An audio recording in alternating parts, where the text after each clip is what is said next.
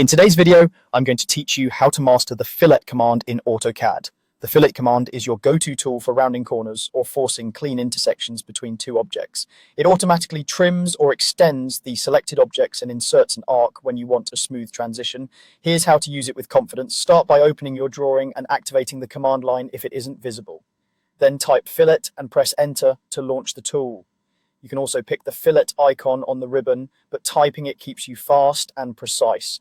Before you click any geometry, set the size of the curve you want. Type R for radius, enter the value that fits your design, and press enter. And the radius controls how tight or wide the arc will be. Small numbers give you tight corners. Larger values create broader, gentler curves.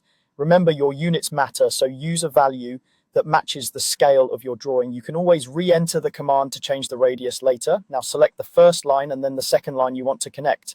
AutoCAD trims or extends them as needed and places a perfectly tangent arc between them using the radius you set. This works on lines, arcs, and polylines as long as AutoCAD can find an intersection solution.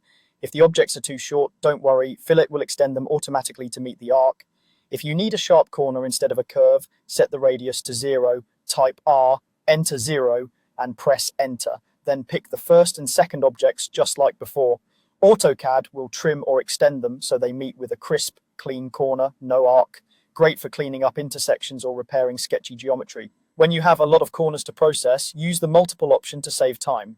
After starting fillet and setting your radius, type M and press enter. Now you can fillet several pairs in a row without re-entering the command. The same radius stays active until you change it, helping you maintain consistent geometry across your drawing. When you're done, press enter or ESC to exit the command. If something doesn't look right, use undo to step back and try again with a different radius. That's it, you've mastered the essentials of Fillet. Start the command, set a radius, pick two objects, use 0 for sharp corners, and leverage the multiple option for speed.